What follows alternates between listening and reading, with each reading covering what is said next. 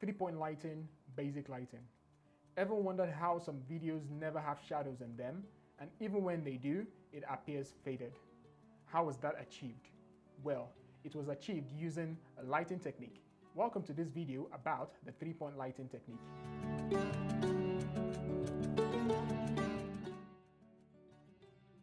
Three-point lighting is a standard method, the most basic one, used in visual media such as theater, video, film, still photography, computer-generated imagery, and 3D computer graphics.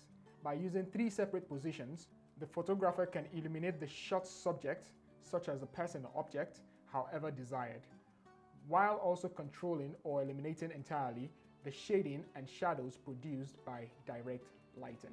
Three-point lighting deals with the relationship each light has with one another, and this is called the light intensity ratio.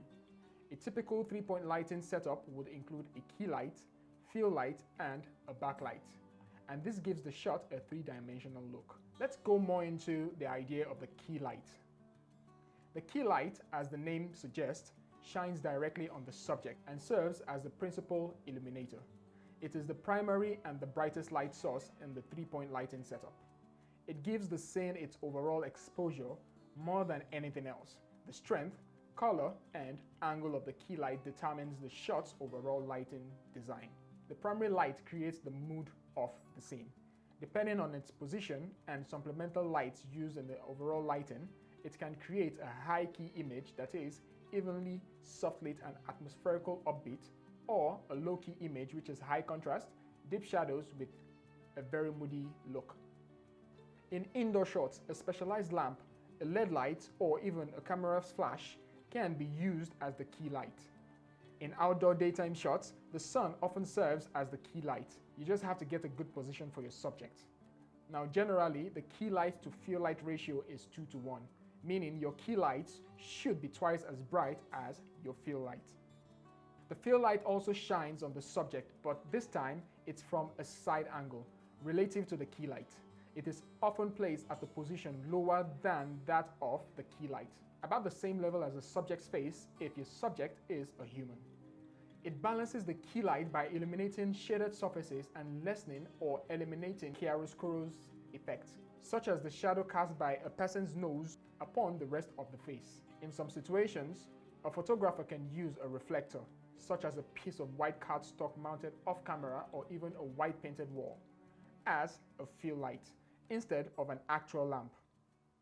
Reflecting and redirecting the key light's rays upon the subject from a different angle can cause a softer, subtler effect than using another lamp. The fill light generally fills the shadows that the key light creates on the subject, bringing out the details that would otherwise have been hidden in the dark. While the fill light lights up the subject's details, another light will be needed to illuminate the background, and that's where the third light comes in.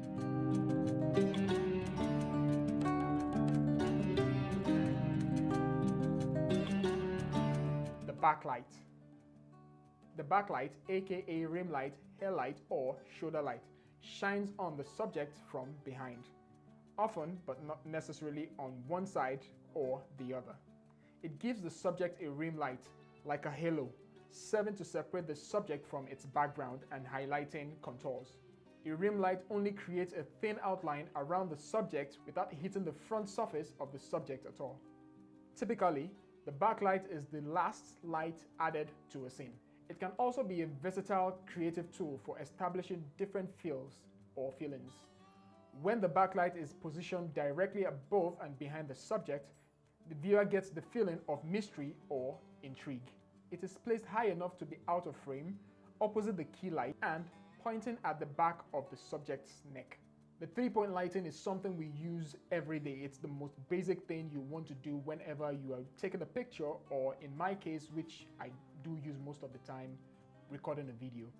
Your key light could be the ambient light, maybe light coming in from the window, sunlight, or any other source. You could use your sun gun or any other LED light you have with you to fill, and perhaps a reflector to bounce light as your backlight. You might be wondering why all this efforts and this much lights are put into lighting a scene. We could as well use ambient lighting, also known as practical lighting, during our lighting exercise. Well, cameras don't really pick up light the same way our eyes do, so you are not able to just use available lighting on set always. Using simple cinematography lighting techniques like the 3-point lighting technique helps you achieve the perfect balance between highlights and shadows.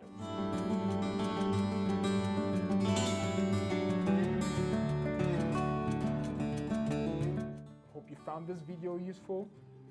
If we did miss anything, please drop it in the comment section, and if you want us to add something, do the same. Until next time, adios.